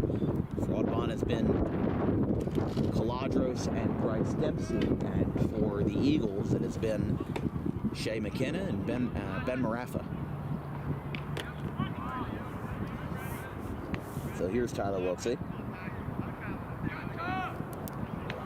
Tyler Wiltsey is technically 0 for 2 in the ball game.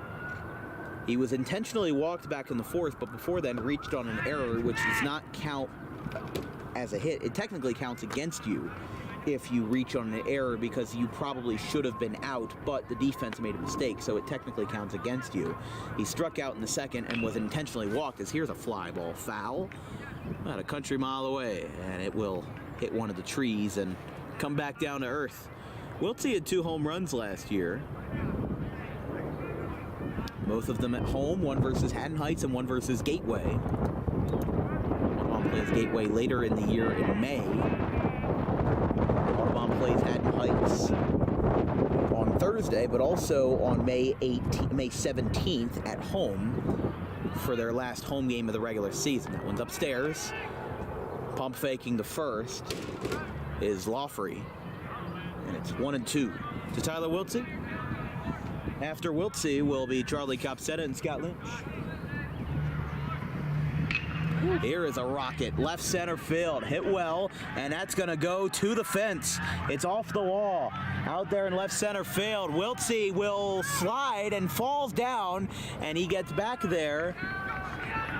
So a double for Wiltsey, and holding at 3rd is Caladros. So runners are on 2nd and 3rd for the Green Wave, as Wiltsey could have definitely gotten to 3rd, but there was some sort of sniper in the trees that said otherwise, and he went down. He is luckily okay, but sometimes your cleat just snags a bad part of the dirt and you end up falling down because of it. And also, when you're running at that high of a speed, when you're sprinting your tail off, that's gonna, it's gonna mess with your balance. Yeah, he probably also didn't go because Caladros held up. So it's a hard ask to say, hey, you can't run here, you gotta go back. But it's 1-1 to Charlie Copsetta as a strike. 1-2. I mean, yeah, Wiltsey definitely could have gotten to 3rd, but Caladros didn't go home. I think he would have been safe at home if he. Well, I don't know. I don't know baseball. I mean, you need a good insurance run to kind of put things to rest, put it to make your run in the 7th inning a little bit easier. Looks like the meet is either over or almost over, as the folks from the field section are coming over. Looks like they're done their work. The count is full to Copsetta. Charlie and then Scott Lynch. No, they're still doing stuff because they're blowing the whistle and everything. 3-2. And they're going to talk Lawfrey and Marafa. They're going to talk before they get to their next spot here. Full count, 1 out, 2 runners in scoring position for Audubon, second and third. And there is strike 3. Marafa sets him down. Anybody hit a home run yet? Nobody's hit a home run this season for Audubon yet, so Only a matter of time. it's only a matter of time. And the guy that might be the best at doing it is Scott Lynch. He had 4 home runs last year, as here's a ground ball foul.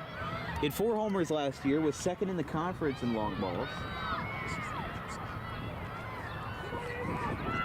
What did you say in what? 4 home runs last year in the conference.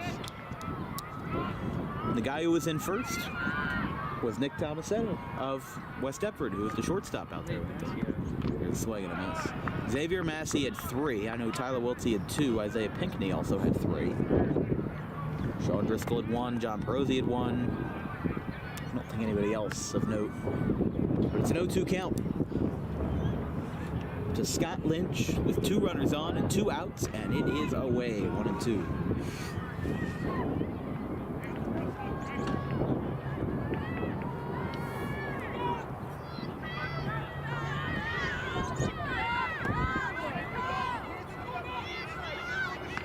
Strike 3 called.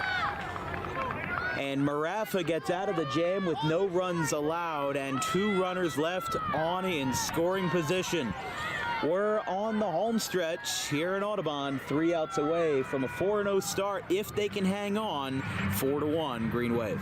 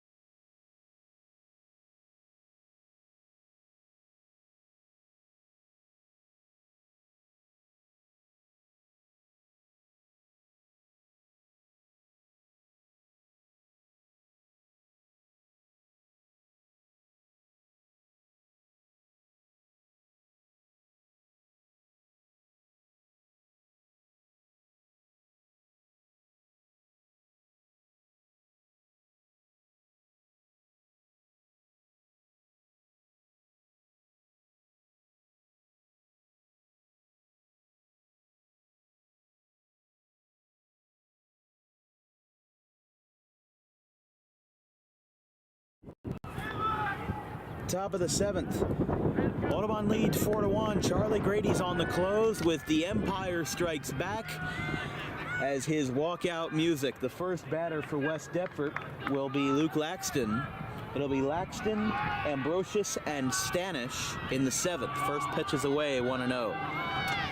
Fans, after the game is over, if Audubon wins, stay tuned for the Dan Wilkins Broadcasting post-game show brought to you by Doug Does Anything for the player that can do anything. There is a ball, 2-0.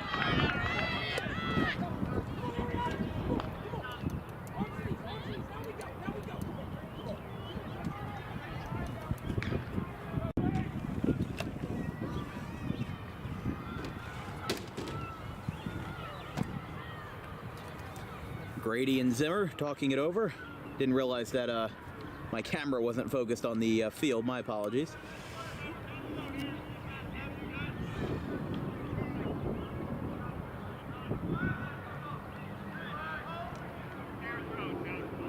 Two-0 count.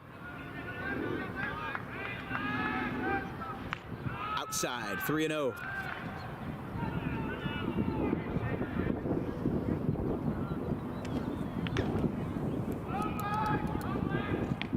Strike 1. Again, it will be Laxton, Ambrosius, and Stanish. After that will be the number 9 hitter in the order, Brendan Lawfrey, ground ball. Dempsey boots it. And an error for Jack Dempsey, and he may have deflected that ball off of his foot or something, maybe his ankle, because he did not get up right away, and I think that he's walking a little bit gingerly. And last year, Sean Driscoll was the second baseman, but Jack Dempsey started a couple games. If Dempsey's hurt, then I mean, I don't know. Haran is going to come out and talk to Jack. No sign of Liam Corbel, the athletic trainer. You'd have to imagine he's around here somewhere. He's usually parked down the first base line with the club car, but I think that he's over there with the track meet right now. So I think that he'll be all right, but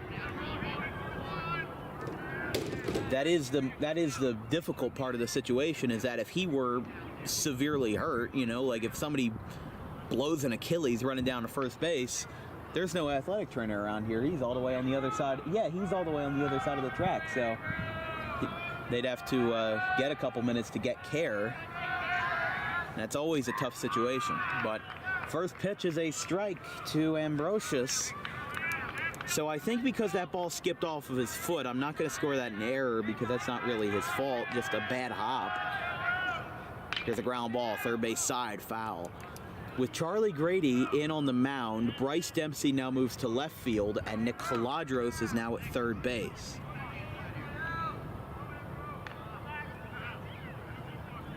So there's Bryce out there. Nick's at third.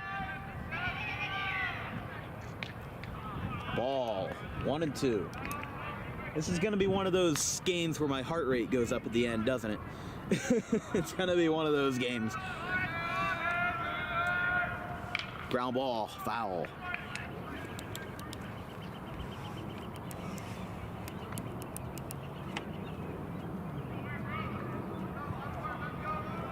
So a single for Laxton. And now here's Cole Ambrosius.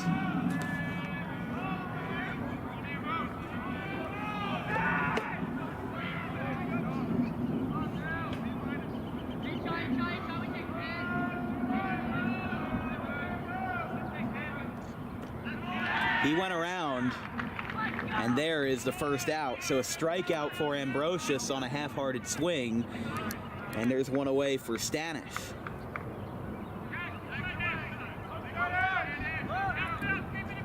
Again, fans, stay tuned at the end of the ball game for the DWB post-game show presented by Doug Does Anything, for the player that can do anything. There's a strike, 0-1.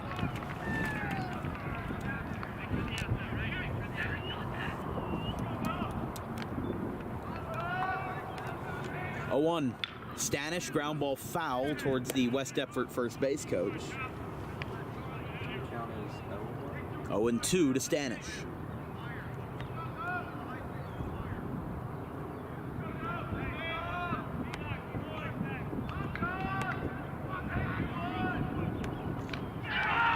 And there is a strikeout call. 2 down. 2 strikeouts for Grady, and this brings up Brendan Lawfrey. Although, hold on.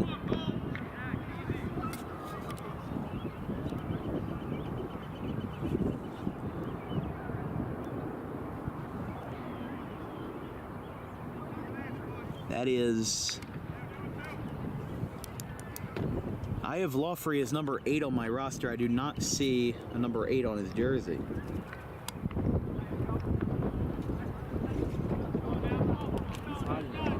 Yeah, that's number 11 for West Deptford, which is one of their substitutes, which is Cole Dubois. First pitch is outside, 1-0. 2 outs. Runner on first for West Deptford. That is Laxton. Strike in the outside corner, 1-1.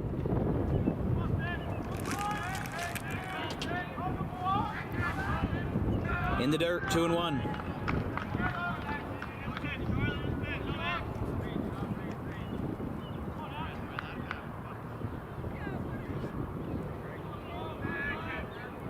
if this inning were to continue after Dubois, the pinch hitter for West Deptford, although it may not pop up out towards Dempsey, he's got a read on it, and the ball game is over.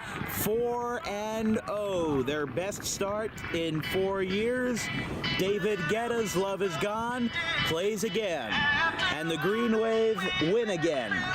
They've won their first 4 over Paulsboro, Haddonfield, Paul Sixth, and now West Deptford, a team that many thought would be better than Audubon in the Colonial Conference this year, but the 4-1 score may say something else. Folks, stay tuned as we'll be back with the DWB postgame show presented by Doug Does Anything, our player of the game, and our final sign-offs before the next game on tomorrow versus the Delran Bears for softball at 10 a.m. So we'll mute our mics, and we will be back in just a couple of minutes for the post-game show.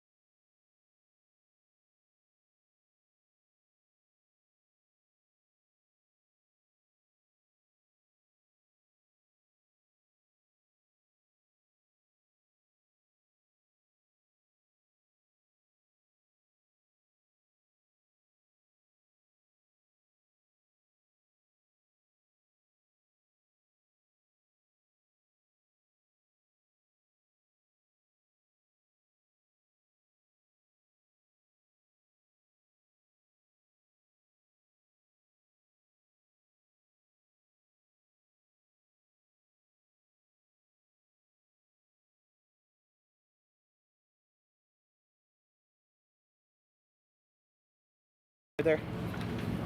All right. Just make sure. Yeah, we're good. Stand a little closer, Nick. You're the star of the show. Welcome to the Dan Wilkins Broadcasting postgame show brought to you by Doug Does Anything for the player that does anything. The player today is Nick Caladros, who, after a stellar opening day start, 5 complete innings versus Paulsboro, he's done it again with 5 1/3 versus the,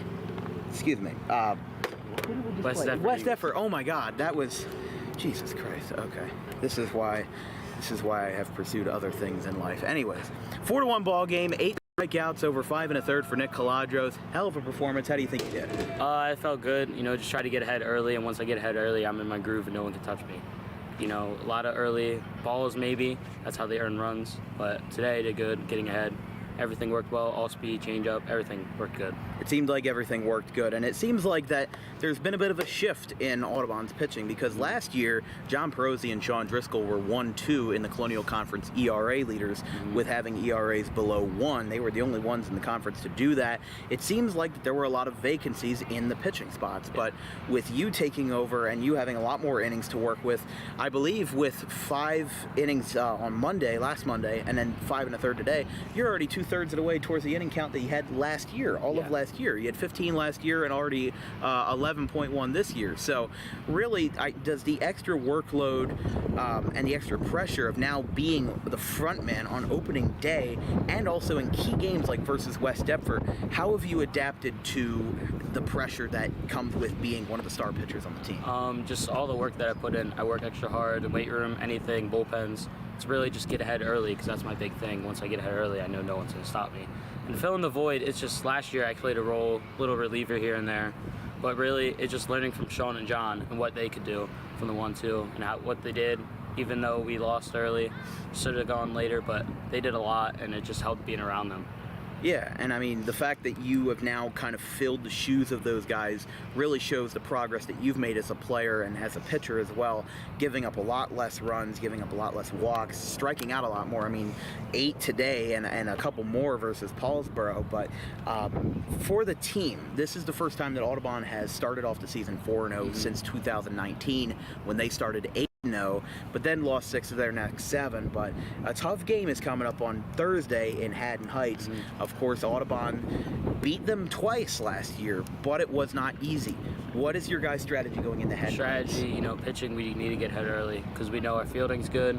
Everyone trusts each other. We're all good with each other. We know we can hit. No one will out-hit us in this conference. And basically, we just need to throw strikes, and we throw strikes, and we're going to be perfect. Now, I've seen from a lot of the interviews that I've had this season, the players focus on more of a, maybe less of an individual confidence, but it seems like that you are a player on this team that, out of everybody, have one of the highest confidences in yourself, where, I mean, you just said once we get ahead early, nobody can stop you.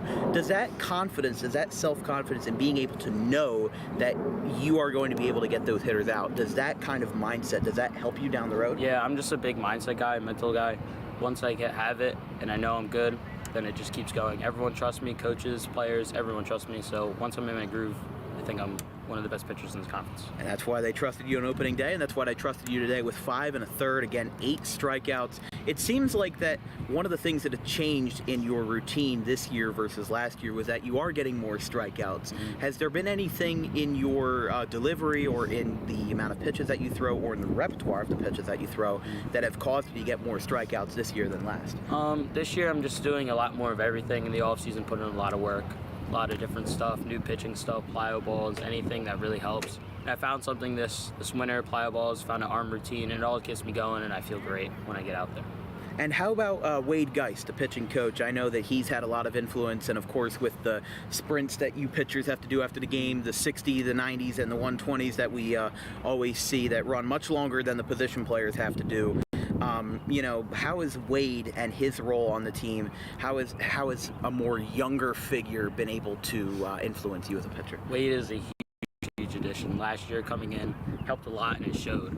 We had some of the best pitching in the conference, maybe even the state, and everything he provides is always helping us. Lifts, what we come in early weekends, 7:30 earliest, we get a lot done. Because of him, we get a lot done, just a lot of strikes. He's doing what he's doing really good. And one more question for you, Nick. It's a 4-0 start. Audubon, an amazing start, an even better start than last year, and last year felt like a heck of a good ball club.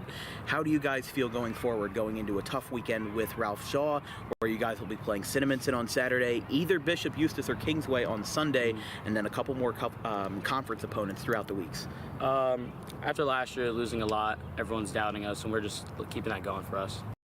We just want everyone to doubt us, and we'll prove them wrong.